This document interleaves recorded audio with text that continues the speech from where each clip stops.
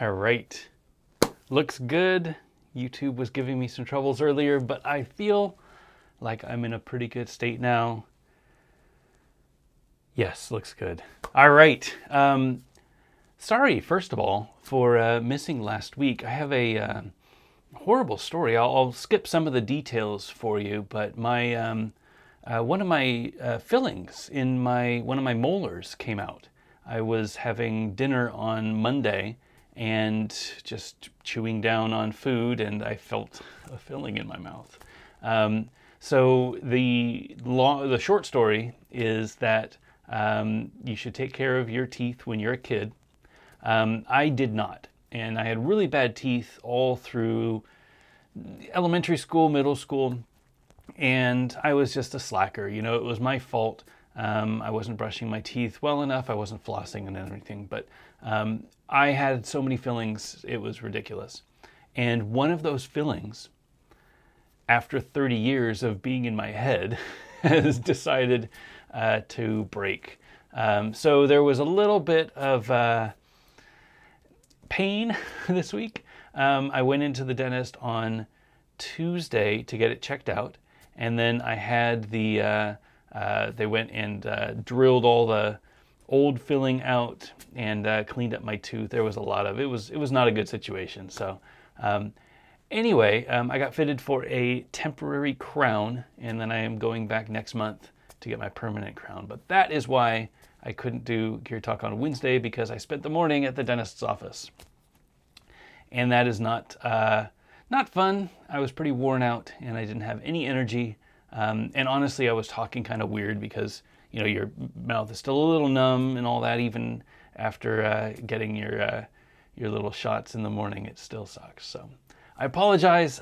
Sometimes life happens, and this is something that I didn't think even consider. But if you are young enough to still have all of your teeth, try to keep them.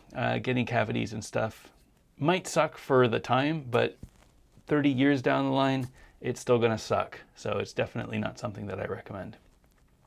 But that doesn't mean we're not here, so let's get started.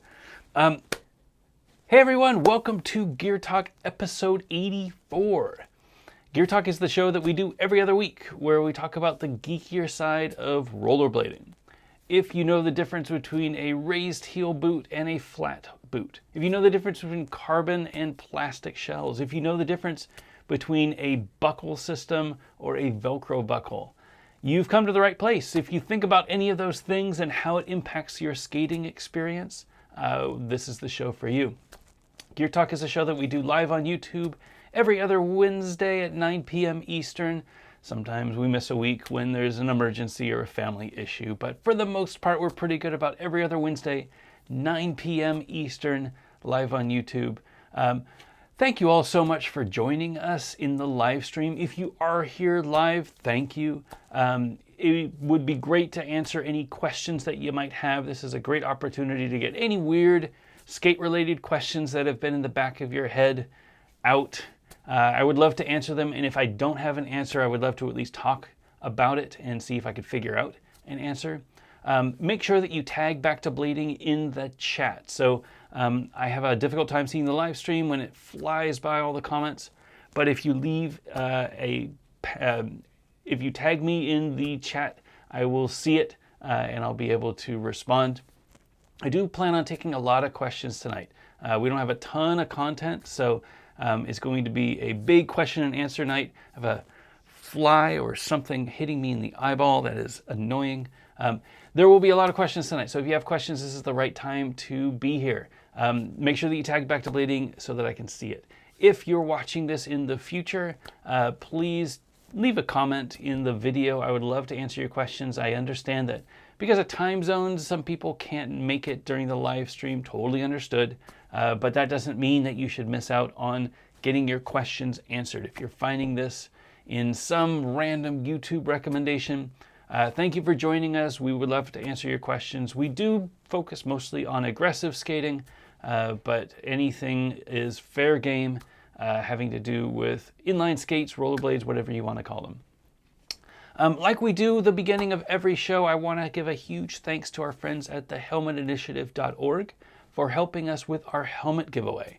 We have been huge proponents of helmets for as long as we've been back skating, but for the most of the last year, we've been giving away a helmet for every episode of Gear Talk.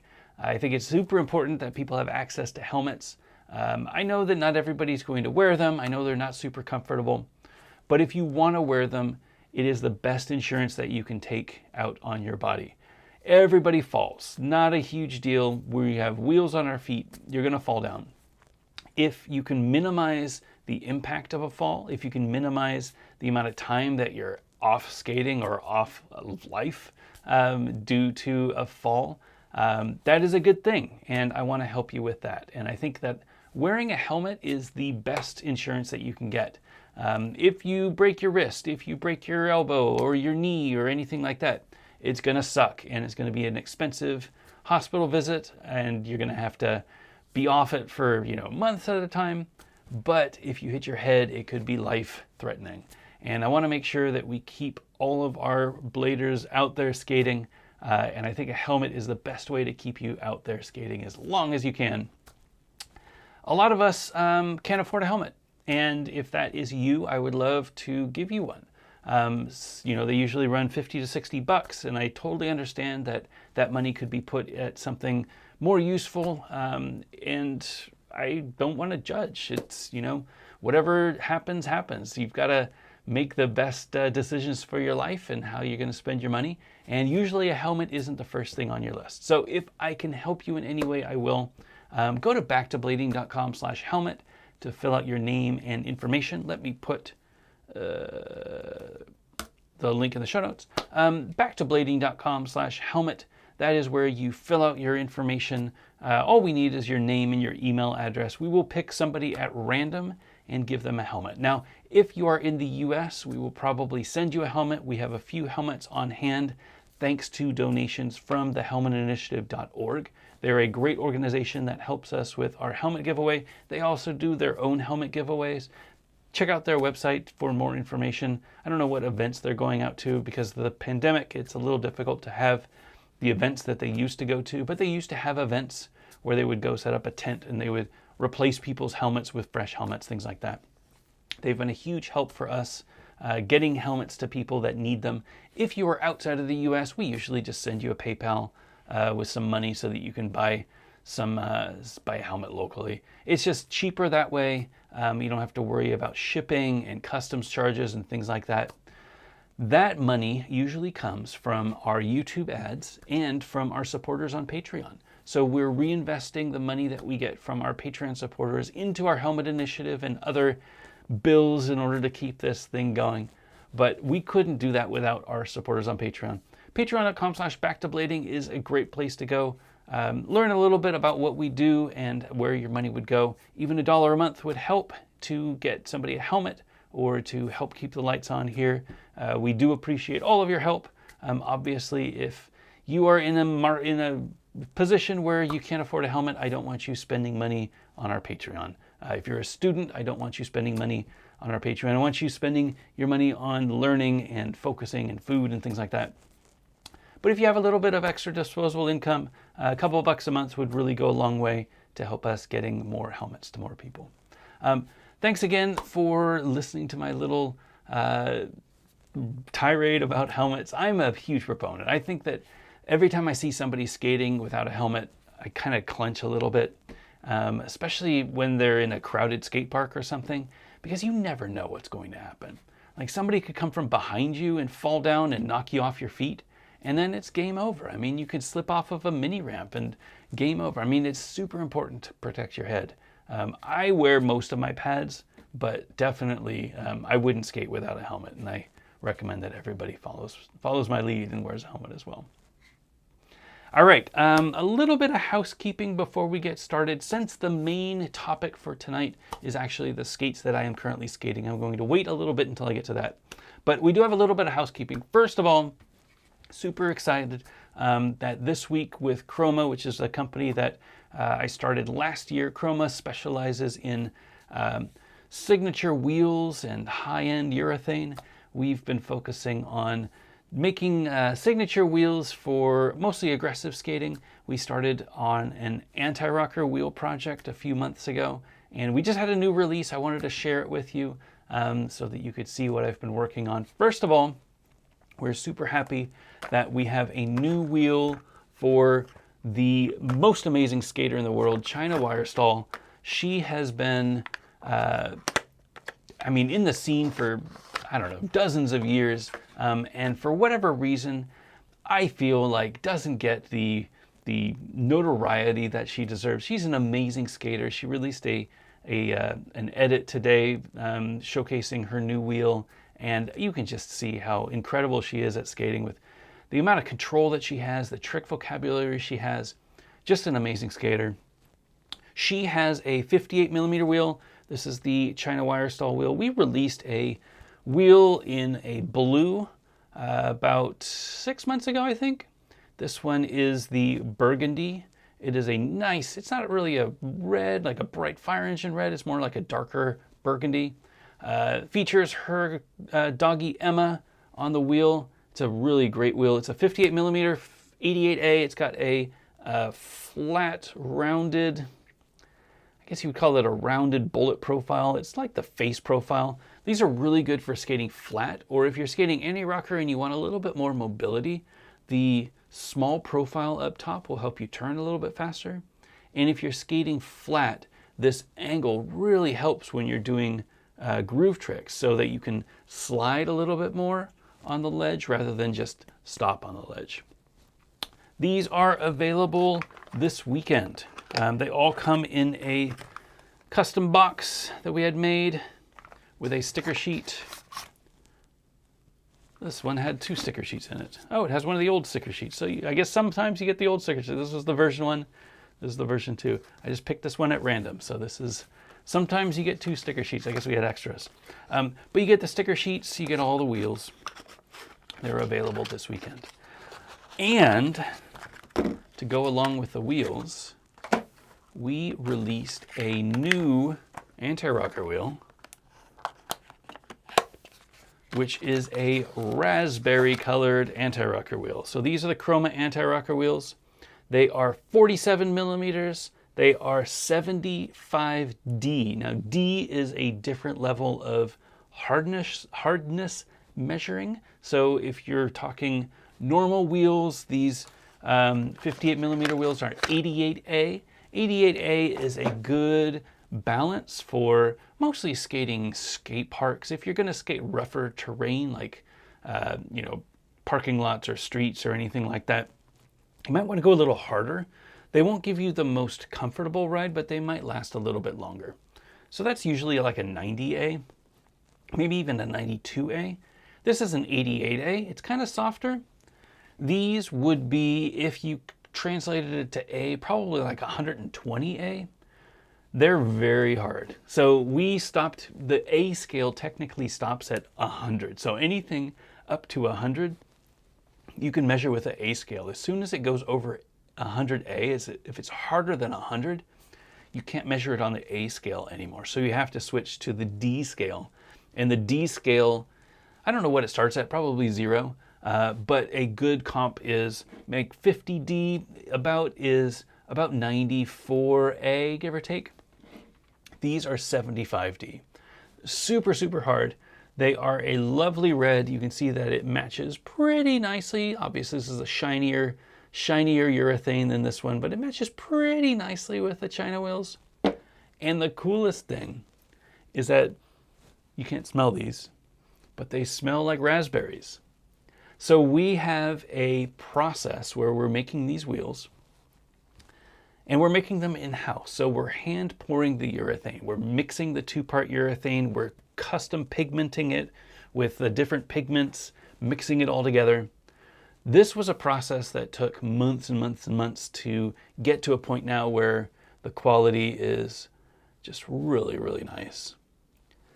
And we realized when we were pouring the red, we wanted to do a red urethane for China's wheel. And we realized when we were pouring it that the color looked like raspberry sorbet.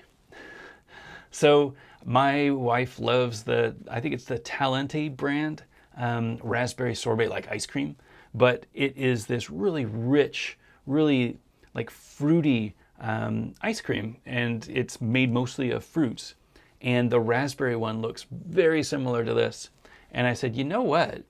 Since I am doing all of the production from start to finish, there's no reason we couldn't get some scented oils and put some raspberry scented oils in with the urethane while we mix it. And then the wheels will always smell like raspberries. Does it make you skate any better? I mean, you gotta give them a shot and try. Probably not, to be honest. Probably won't make any difference with performance. But there are a lot of things that we do in life that we don't do for a reason. We just do it because it's fun. Like, what does Lena always say? Why do we skate? Because it's fun. Why do we make wheels that smell like raspberries? Because it's fun. It makes me smile. So these smell great. My office smells like raspberries. We've got dozens of these boxes of wheels now in the office. They are available this weekend as well. We'll have some bundles with this wheel and this wheel, so you can buy both if you want to pair them up. They look amazing with a white frame, really amazing with most frames. This red is really nice. The box also comes with a sticker sheet, just like the other wheels. Get out of there. Everything we do come with sticker sheets, so you could put them on your helmets that you win from the helmet giveaway. They are available in a few different colors, but the red raspberry are the newest ones. And again, they smell very nice. I can't wait to hear what people think when they get them. I remember back in the days, they had the Dave Kolash blueberry anti-rocker wheels, and those were amazing. Just the fact that something smelled different was just super cool, and I wanted to replicate that. All credit goes to Arlo and the guys over at Senate for coming up with the idea, but I think this is a really nice tribute to it. And raspberry is a really lovely, lovely smell. Not to say we won't ever do a blueberry. I mean, we can do anything. So if we find the need to do blueberry, we might do blueberry. But for now, I'm very proud to have raspberry in the line, along with China's new wheel. All right, so those are the business side of things. We also have something kind of cool. If you've been following our core frame market, this is where if you have a set of 50/50 prime frames, which are built on the core system too, you can purchase new frame walls that are designed by members of the community who are downloading the open source frame designs and designing their own frames. And so far, we launched the core frame market about 2 months ago, month and a half ago. It has been an amazing experience. We're getting probably an order every day now.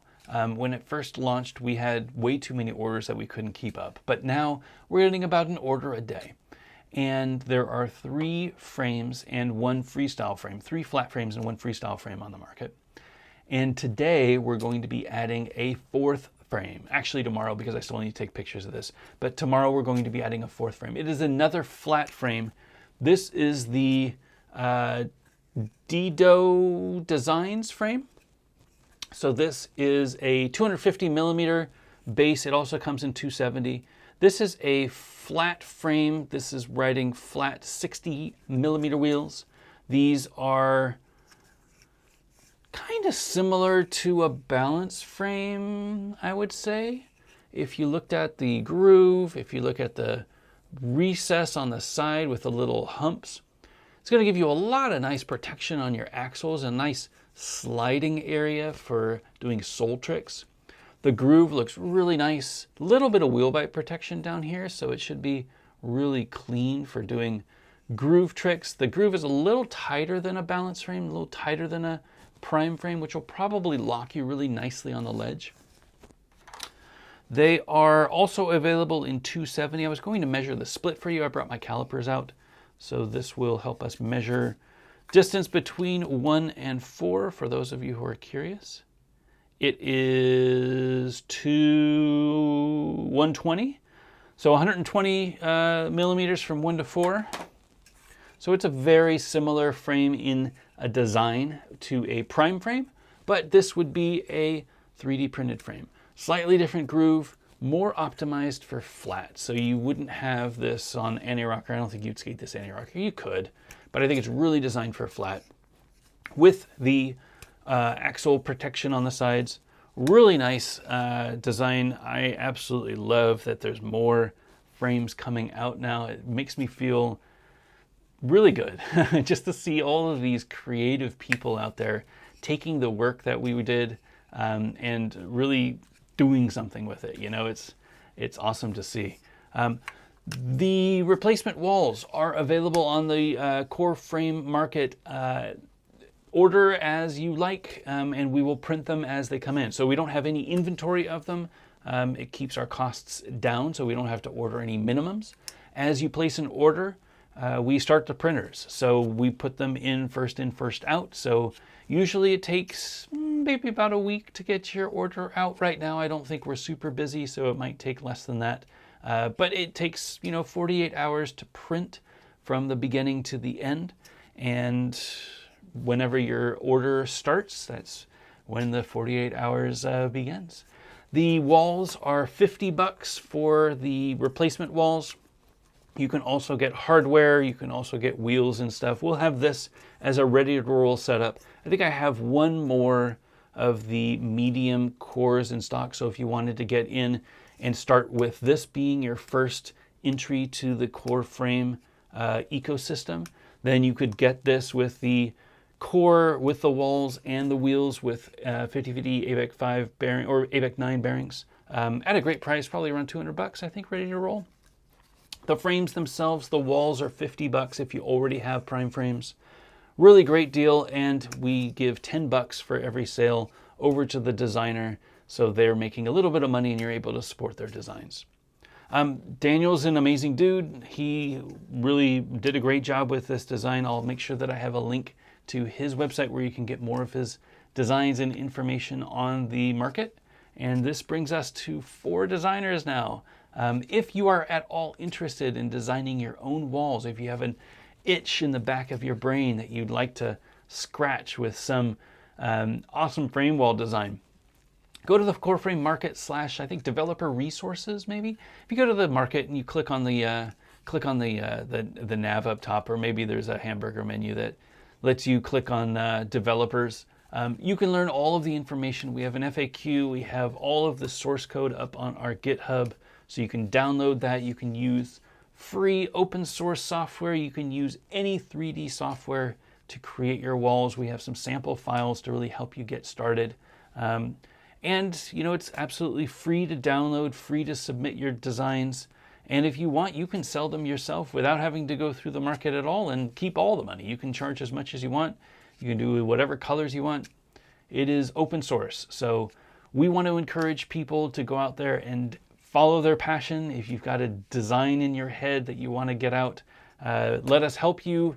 We'll take care of the core area. We'll take care of the structure and the hardware and the axles and the spacers. All you have to worry about is the split and the grinding surface and what the groove would be like. Thanks again for all of the support. This has been an amazing project. Again, not something that I thought we would be able to pull off, but seeing that there are, 500 or so sets of frames out there now, with a bunch more on the ocean coming in next month, this is a real thing. So definitely, huge thanks to everybody who supported the Core Frame project already, and people who haven't been able to get frames yet, just wait, we'll have more coming shortly. All right, before we get started, let's take some questions. This is going to be a pretty light night because I only have the one skate. This is kind of weird. I'll give you a little bit of backstory. I always like to do my skate reviews, and it's been a bit since we've had a new skate come out. The last one was probably the Genesis, and I finished up my God's FM3 review over the weekend, and I published that last weekend. And then I have my Genesis review that I'm wrapping up, and hope to have that recorded, if not this weekend, probably middle of next week, so that I can have it up for next weekend or maybe the weekend following. But there haven't really been any new skates out. And my big push whenever I do Gear Talk or whenever I do any of my reviews. I really love doing reviews of new skates, and there haven't been any really new skates to hit. But that's all going to change soon. So the first skates that are coming in the Gods Tim Frankens, those I have ordered. I ordered when they first dropped. They are on their way. They should be here Friday. So if you're watching this, I will be doing another Gear Talk next week. This will be this is the short week, and then next week we'll probably dive really deep into the Gods Tim Franken and really dissect it, and try to figure out what makes it great, what's different about the Gods Tim Franken versus the USD 7, what's changed, what's the same, how that liner is, all of the questions that you might have. That'll be next week. And then the following couple of weeks, I should have a pair of the Rollerblade Blank SK Beta skates. So I did place a pre-order. I should be getting them in the beginning of November, whenever they ship. I ordered from Roller Warehouse, and I got them pretty early, so I should get mine pretty quickly.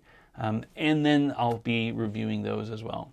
So I've got those 2 skates on deck. It's going to be an action-packed end of the year for 2021.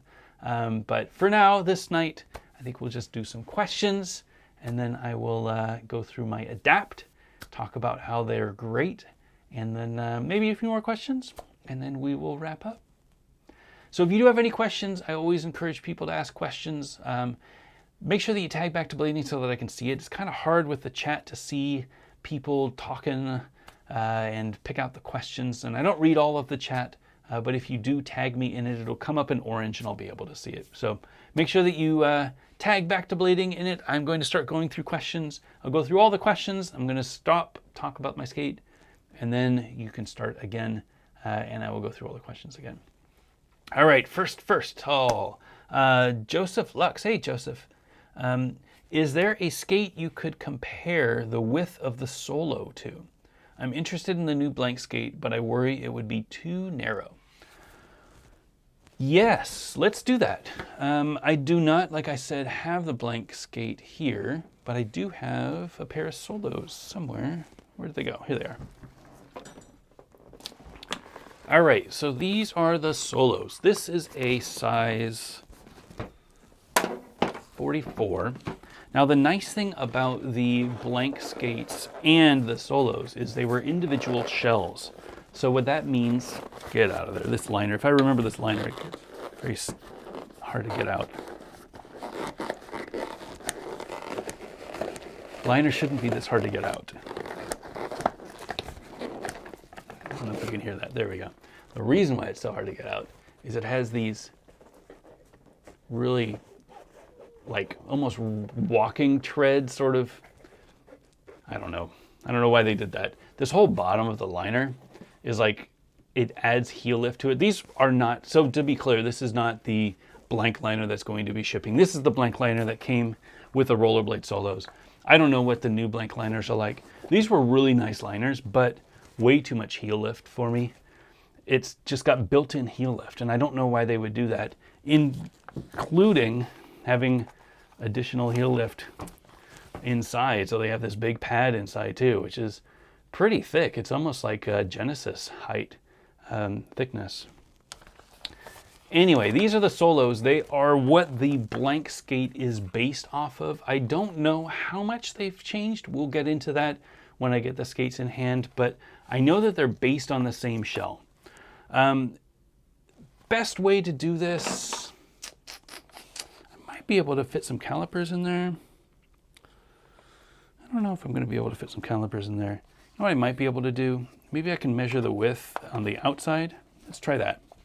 I'll try to measure the width on the outside, and then I'll kind of eyeball the subtraction of how thick the shell is. All right, so if we're talking about the toe area of your foot, I'm at 108 millimeters. Now, the boot looks like it's about 5 millimeters thick, which would make sense. 5 millimeters, that sounds right. Yeah, let's say 5 millimeters. So what did I say? 1, say at the biggest is 105. Let's say it's 95 millimeters wide. This is the size 44, I believe. Solo shell 28, 280, 286, it says. So it's 95 mil wide. If the question is what skates are similar, let's try some of the narrow skates and then let's work our way up. So first let's start with the Majestic 12s. So these are the Valo V13s. They are the Majestic 12s, but same thing. So measuring the same area. This right here is 104. And I think these shells are probably about the same. These shells are a little smaller. So that's pretty close to a Majestic 12. Let me measure another skate just to make sure. This is definitely not scientific. I have to preface all of this by saying this is not how you should measure skates.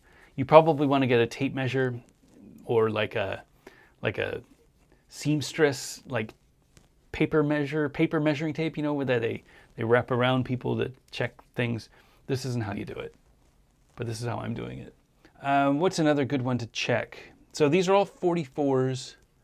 I could try the Genesis. So these are going to be big. These Genesis are the widest skates that we have.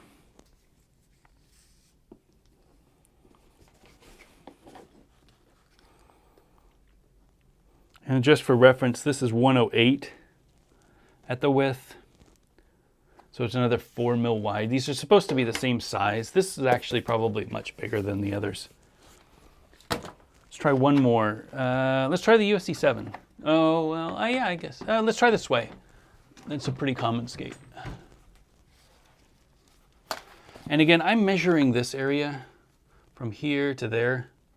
And then I'm subtracting this width of the shells, assuming the shells are about 5 mil wide. So this one's actually like 110. So maybe the shell is thicker? No, it's about 110. If the shell is thicker, that would be interesting. The shell's about the same. So these have been the widest. Now, I think the Genesis technically are the widest. The problem with the Genesis is I don't know that I can get, because they're so tall, I don't think I can get my calipers down to measure properly. Based on my non-scientific comparison though, I feel like these Solos are about the same as the Majestic 12, if not a little bit wider, but not by much.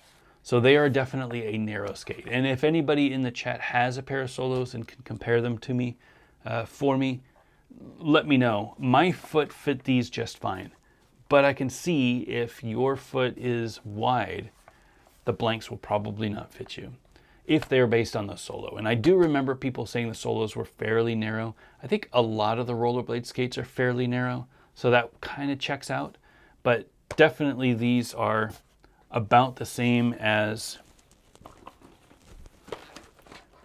the Majestic 12s in my very non-scientific measuring.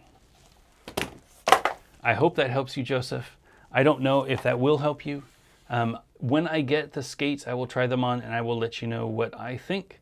And I will try them head to head with some of the other skates and let you know which sizing feels right. My foot is a D width and it is 28.5 centimeters long. So that is a good comparison. It's like a solid 44. I'm very fortunate to have that Goldilocks size of skate, of foot that fits most of the skates pretty well. But at least it'll give you a good comparison so that you know if they're too narrow or not. I think they're going to be a little narrow for most people. Maybe not as narrow as the Majestic 12, but definitely they're going to be a narrow skate. Good question though. SP Skate. Hey, SP. Have you ever tried skateboarding? You know, we skateboarded a lot when I was a kid. I skateboarded it was the 80s, so we skateboarded, with the Tony Hawk Bones Brigade, era. I was never really good at skateboarding. I did try skateboarding when I was in college.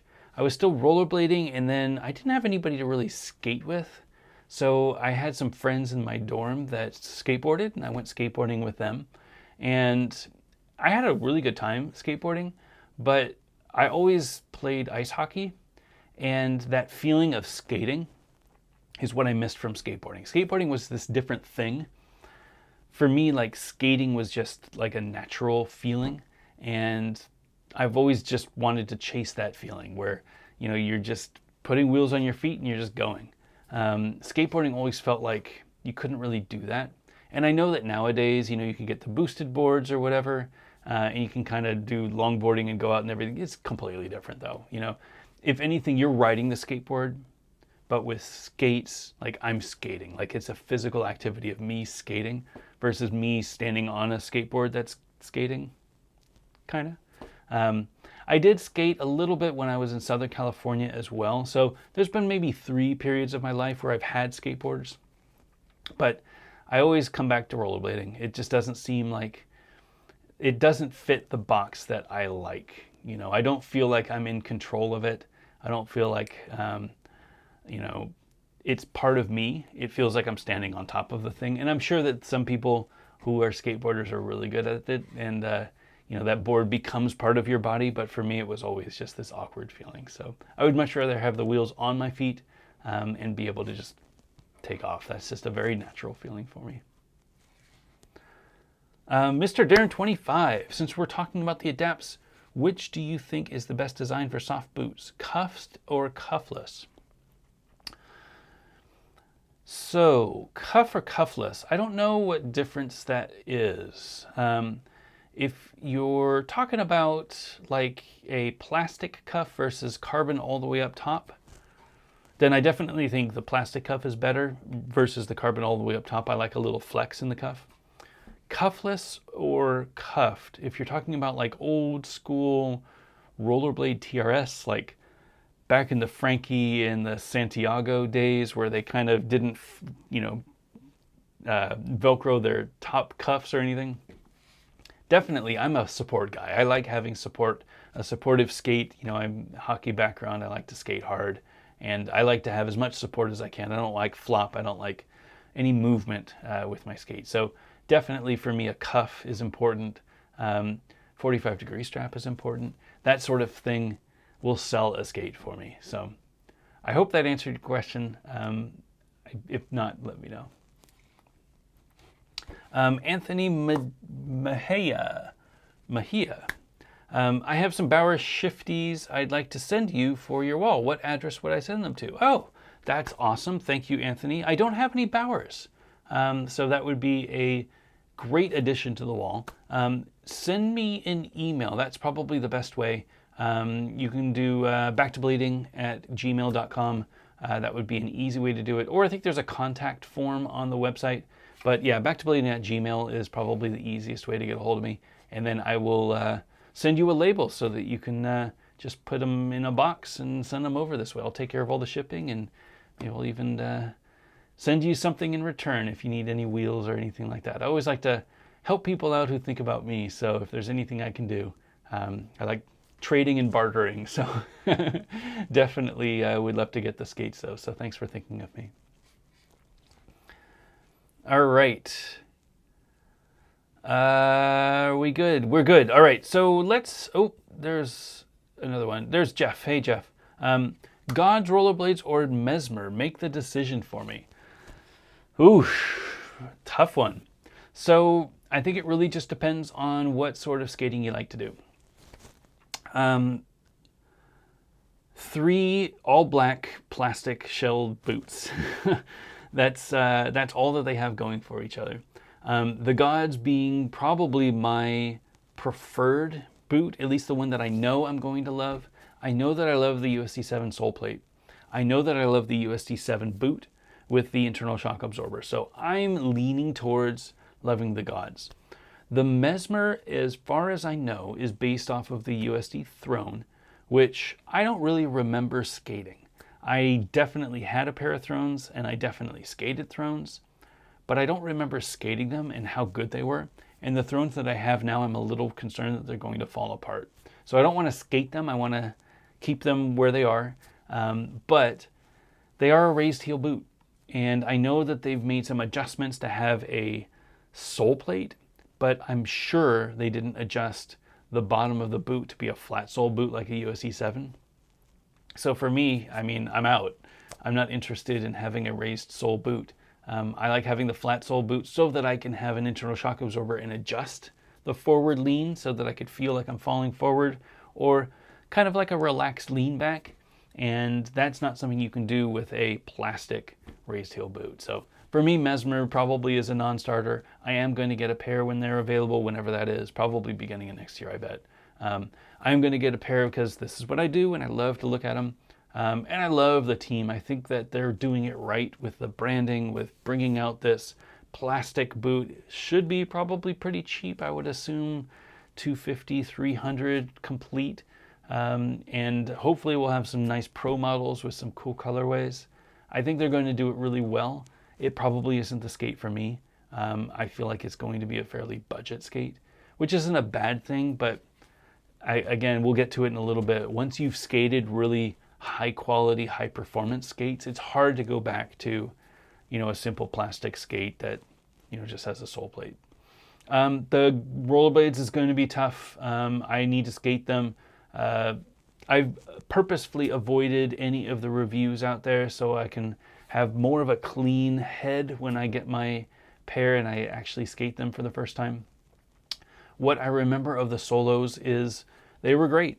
They were a little floppy, if I'm being honest. It felt like, especially with bigger wheels, you felt like the boot was like moving around a little bit, and that happens sometimes with sole plates that are the frames that attach directly to the boot. So if you look in the back here of the Solos, you can see that this frame attaches directly to this boot. So there's no, do I have my key? There's no sole plate on the bottom. Now, they do have sole plates here, but they kind of slap on the sides. The blank skates, from what I can tell, has a sole plate, but it has a channel in the middle. Here we go. So this is the bottom of the Solo. This hasn't changed as far as I know. What they've done is they've added a sole plate that goes around this way, and it is open here so that you can fit the frame back on, and it goes straight to the UFS nubs. But that's the problem, that these UFS nubs, I mean, you can see how thin this plastic is. You can see the little teeth that are digging in, which is a really great design, but you can see how thin this plastic is. If all you have is this frame with 2 bolts holding it to the boot, you're going to get a little bit of wiggle. This needs to have more of a lateral support, which is why skates like the USC 7 are so great. So this is a flat sole boot as well, but the UFS nubs are part of the sole plate. Get out. Part of the sole plate, not part of the boot. The boot has the little holes for it, and you wouldn't want to put a frame directly on here because this plastic is thin. We were just talking about how it's probably 5 mil thin. This plastic is thin, it will flex. But the way they get around that is they have a sole plate that goes over top. That means that the sole plate is keeping this from flexing. As soon as it tightens down, you're not just dealing with the plastic of the boot, you're dealing with the whole plastic of the sole plate. And this thing is wide. So if it's tight here, granted it's not as tight as if you had the bolts in, kind of like, how the USD 7 actually has it, where they have little holes, these holes that you can screw in, and you can see on the boot, it also has holes that you can screw in. That means that this sole plate then becomes part of the boot. And the boot is then 5 mil thick, plus 5 mil thick, plus this material, which is not squishy. You want a boot material to be squishy. This material is not squishy because it's designed for grinds. It's not designed for flex. So then when you mount a frame on it, you're not going to get any lateral wiggle. I do have a concern with the blank boots or the rollerblade solos that you are going to get some flex, and that's something that I'm going to test when I get the skates. Definitely not much of a problem if you're skating aggressive, and you know, the blank skate is designed for aggressive, so I'm not really going to fault them for it, but I do like to recommend boots that you can do everything with, and that includes skating big wheels. I feel like having a UFS big wheel frame, not something crazy, but you know, we make the compass frames go up to 80 millimeter. I think you should be able to skate an 80 millimeter wheel with a UFS frame on a UFS boot, and it shouldn't give you flex. I think that's the test. I see no reason not to. I'm not going to go up to 90s, 110s, 125s like some people do. That's crazy talk. That's a dedicated free skate in my eyes. But if you have an aggressive boot, you should be able to skate flat 80, and it's a really good ride.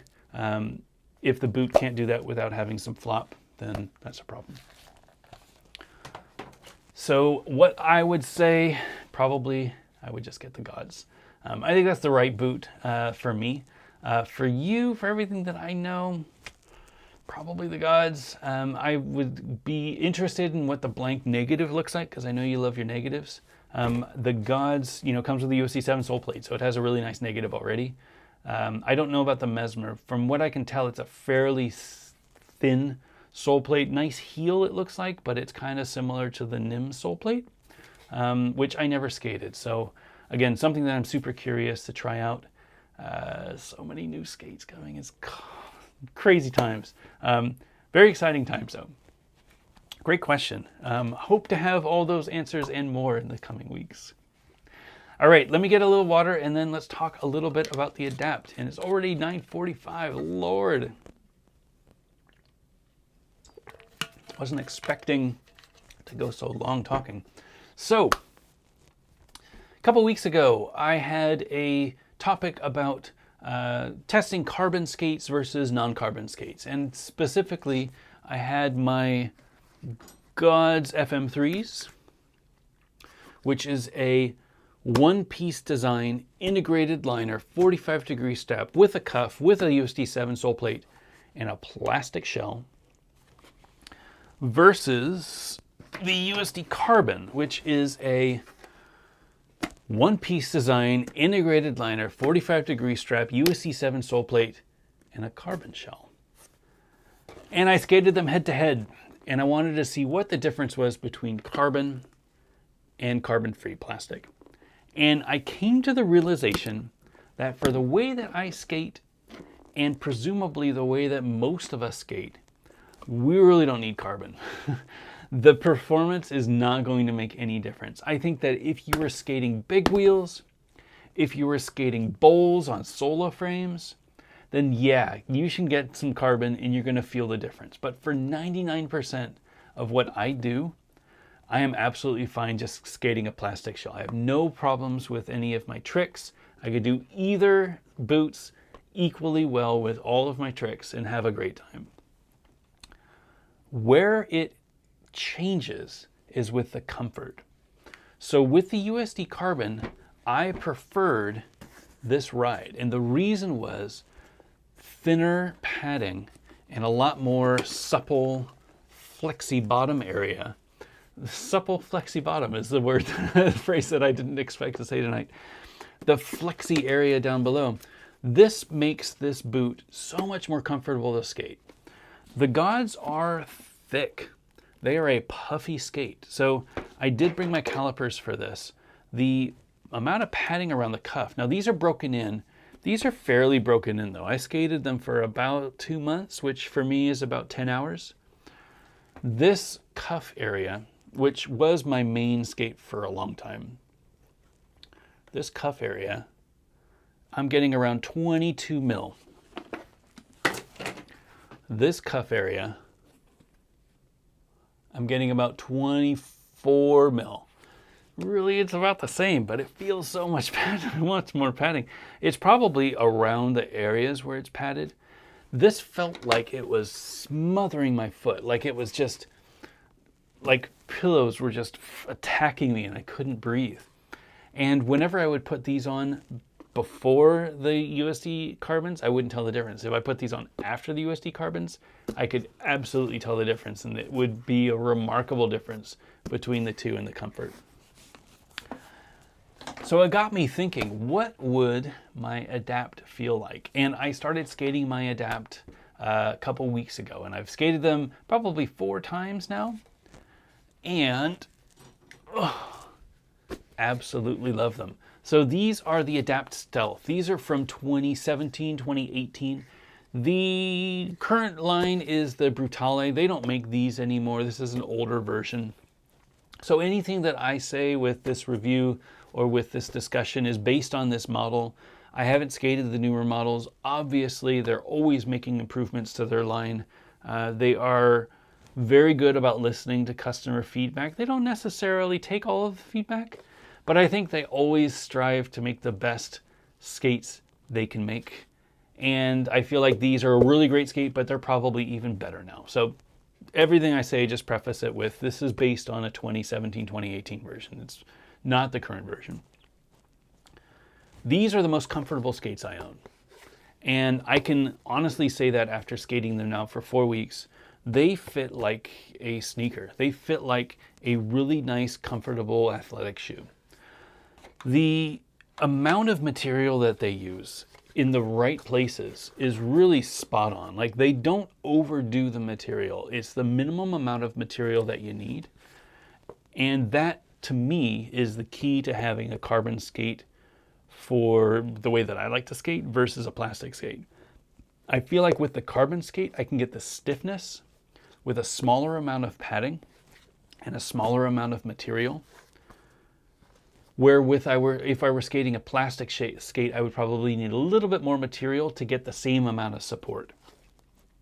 And I love the amount of support that I get on the Adapt. Now this is, so you can see the carbon around the back. This is a carbon shell with a glued on sort of skin that goes around it. This skin is an integrated liner. So the inside of this skin is the padding. Just like we showed you with the Gods and with the USD carbon, it is the same style of padding. I mean, it's a different padding material, but it's the same similar style of padding where it doesn't have a liner that you pull out like a traditional inline skate. Let me measure this padding real quick. So this includes the outside. This is 26.5. It's really not a great reference because it's a completely different boot than that.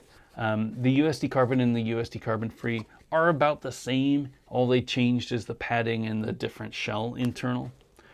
So this isn't a really good comparison measuring it, but it is about the same amount of padding as the others. Where it's nice is the amount of flex that you get in the front. You can see where we're talking about the flexy bottom. This is a very flexy area because there's not very much support going on down there. All it is your foot going into the shell, this whole carbon area protecting your foot and keeping the shape of the skate. And then this area keeping your foot sucked into the bottom of the skate so that it doesn't slide around. I really love these skates. I think they might be the best skates available. I will say that these skates are not for everyone though. Not only are they expensive, and you know, if price were no object, like if you were trying to get in for cheaper price, obviously these aren't the skates for you. If you had, won the lottery and you could get any skates, these are probably the best skates out there. And if price were no object, these are probably the best skates out there. The amount of responsiveness that I get and the lightness of it, it's just an amazing experience. I was going to measure these. So this is let's see, what's the best way to do this? Let's take these frames off. So these are the prime frames. They're a little heavy. Definitely not the heaviest frames on the market, but definitely heavier than the Fluid 4s. So I don't want to compare them directly to the Fluid 4s, but this is what the Adapt looks like without the skate. Another amazing thing, I was talking a little bit about the USD 7 and how they have this sole plate that doesn't just act as a pass-through, it actually mounts to the boot, and then the frame mounts to the boot as well, but it uses the sole plate as that sandwich area. But the sole plate mounts to the boot, and you can see they have 4 little mounting bolts, and this is what keeps this sole plate attached to the shell, and it gives it so much more support rather than just riding directly onto the boot. Now you've got this additional layer that keeps the lateral flex from getting a little out of hand. So we will measure this with the sole plate, with the boot the way that it is. I have my scale here. And let's see what the weight of an Adapt Stealth is. And remember, this is from 2018, so changes have definitely been made. I don't know if it's for the better or for the worse, but let's start. This is with grams, and we're at 1,313 grams, 1313. Let's measure the USD carbon, since I have that handy. So the USD carbon, so we were 1313 with that.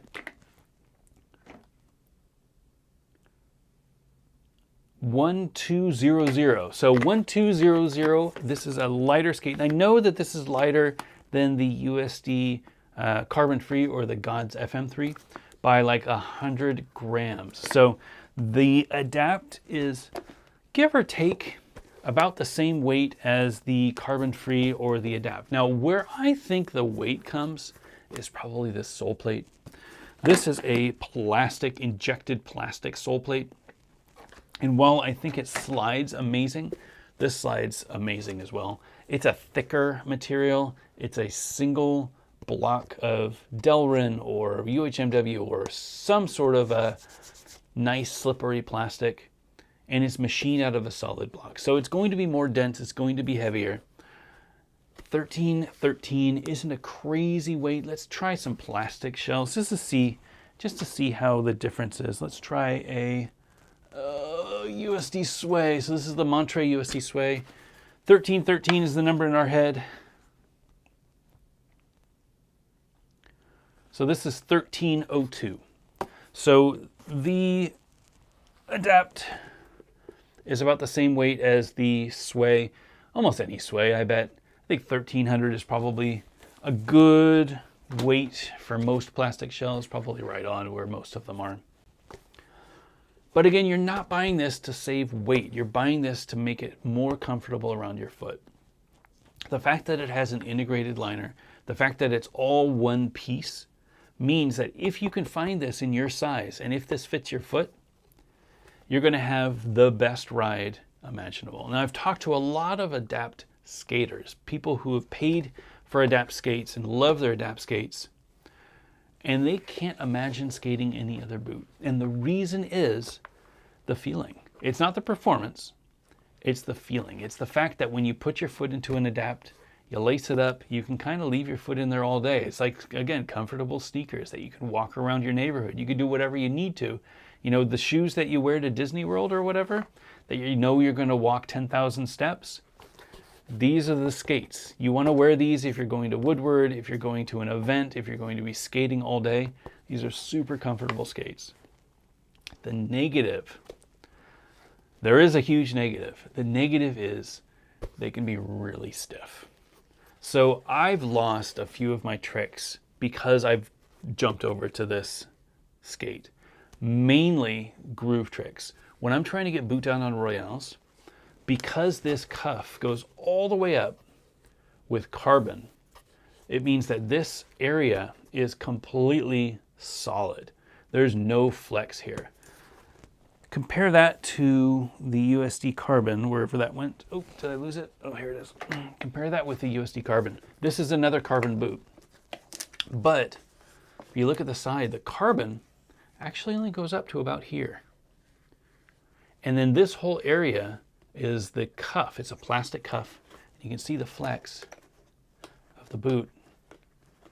That flex allows me to jump on my Royales, and when I push down and I get on my boot and I want to push down a little bit, I can squish a little bit. And this cuff gives me a nice few millimeters so that I can squish down and I can get boot down and I can get that second point of contact when I'm doing Royales. That's not going to happen with these Adapts. You have to land boot down. And if you don't, you're going to have to land here and then kind of push yourself down, because if you try to squish down, it's not going to move. Like this doesn't move. It is carbon the whole way up.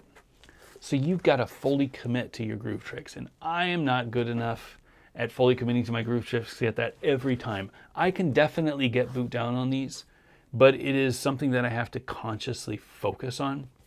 I've skated these probably 3 times, maybe 4 times since I said that I was going to. And I'm getting better at doing royales and boot down royales, but I'm definitely not comfortable with them yet. I can't do them without thinking about it, and I miss that. Sole tricks, topside tricks, all of the regular tricks, back farves, things like that, absolutely no problem. I haven't had any issues with that. These sole plates are amazing. They're nice and wide. They slide like butter, but definitely take some adjustment in order to get your royales down. Now, in saying that, this is the full carbon version of the Adapt Stealth. They do make a version that has a little bit more flex. It's not carbon, it's called Dialin. I don't know if they're still making them. I'm not super familiar with the current line of the Brutale. If it could give me just a little bit of flex, I feel like I would be more consistent with getting my royales on these skates. Eventually, I'm going to have to get a pair. I know what you're saying. Eventually, I'm going to have to get a pair so that I can test them out. I need to save up a little bit of money before I can do that, though. With all of these skates coming out, I wasn't ready for, any of the skates that were coming out. They just, boom, boom, boom. All right, well, I guess I'm going to have to pick those up because that's what I do. So let me get through Christmas. Hopefully, Grandma sends me some money. Let me get through Christmas, and then I will probably place an order for a pair of custom Adapts. Hopefully the ones with a little bit more squish that aren't this full carbon, and then I will be able to come back and say this is the best skate I've ever skated. Because this is the best skate that I've ever skated. I just wish it was a little bit flexier in the cuff. I wish I could get boot down royales without getting super low, because I feel like that just takes a little bit away from the experience. Any Adapt skaters out there? Are you feeling the same as I am? Are you having any issues getting boot down on royales, or is it just me? Is it because I'm old? Because my knees are shot? Let me know. I would love to know if there's any tricks that you might have to getting lower on royales. I would love to hear it. I'm pretty confident with my royale. I can do them on every skate, but I have real struggles getting boot down on these Adapts with prime frames. I should say I haven't skated them with Featherlights. I haven't skated them with the Fluid 4s, but I've skated them with prime frames. I've skated them with balance frames. I've skated with the Wish frames. And I've skated with Symmetrics. And all of those frames, I did have a bit of a struggle getting boot down. But they're amazing. Highly recommended. If you can get past that royale issue, I think these are just incredible skates. They are. When I think of skates, losing 2 tricks, if I can skate all day in full comfort, I would definitely take it. All right, so that is the Adapt. I definitely recommend them. I will be skating them again tomorrow, and I plan on skating them as my standard skate from now on. Still love my USD carbons, but that is... I want to try the Adapt. I think the carbons feel great.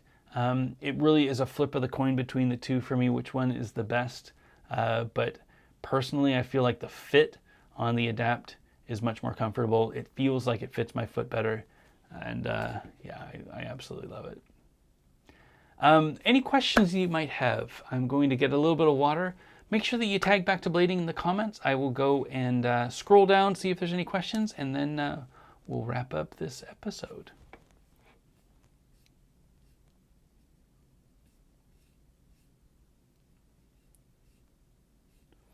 All right, I'll get a little bit of water.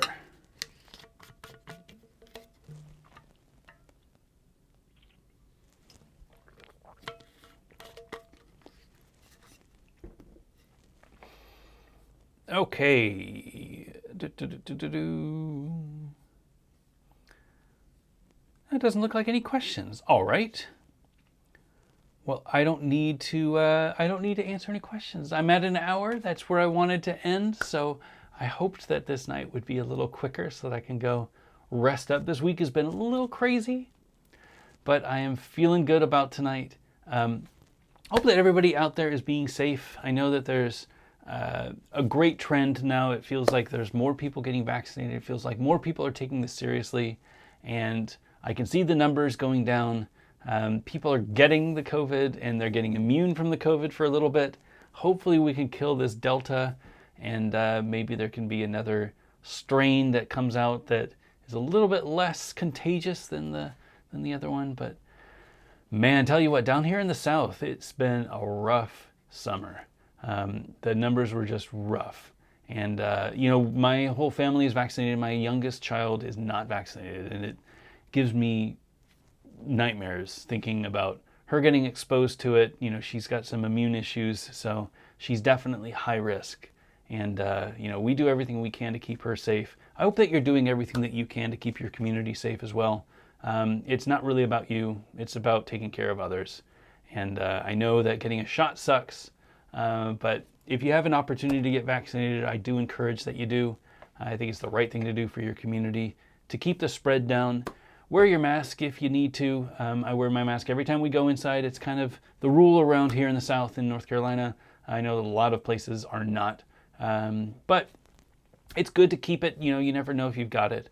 So make sure that you protect others. I think this blading community is always looking out for others, so I don't think that I have to remind you, but I have some neighbors who I might have to remind that, hey, it's not about you. If you feel good, that's cool, but please don't give it to my daughter. Hope everybody gets a chance to skate this weekend. It's beautiful weather here. I hope it's beautiful weather where you are. Quick reminder, the helmetinitiative.org, and if you need a helmet, we're doing the helmet giveaway. Backtoblading.com/helmet. Put another link in the chat. If you go to backtoblading.com/helmet, put your information in there. We'd love to send you a helmet. I know that a lot of people might not think that they need a helmet, and I'm here to tell you that you don't need a helmet until you do. And when you need a helmet, you're going to be glad that you had one. Some of the best skaters fall and hit their heads. There's nothing you can do about it. And every time you hit your head, it is just another risk that you could have some serious brain injury. And I don't want anybody to go through that. I think it's important that we take out a little bit of insurance. Wear a helmet when you can. If you need a helmet, if you can't afford a helmet, I'm here to help. I'm going to be giving away a helmet for every episode of Gear Talk. Put in your information, backtoblading.com/helmet. Thanks again to the helmetinitiative.org for supplying us with helmets to give away. And thanks to all of our supporters on Patreon for helping us with the funds to get helmets to people, whether they're in the US or overseas. All of the money that we use for shipping and for accrediting people so they can get their helmets in their local area comes from the Patreon. And we couldn't do it without your support. Thank you all so much. Hope you get a chance to skate this weekend. Remember, we will be back next week. Hopefully, it should be delivered on Friday, but we will be back next week with the Gods Tim Franken ones. I'm super excited about this skate. This was a skate that I ordered within 30 minutes of it going live. Based on the USD 7, this should be my favorite skate, and I can't wait to give them a shot. Next week, I'm going to break them apart and show you everything that they have to offer. Until then, hope you're doing good. And I'll see you in 1 week.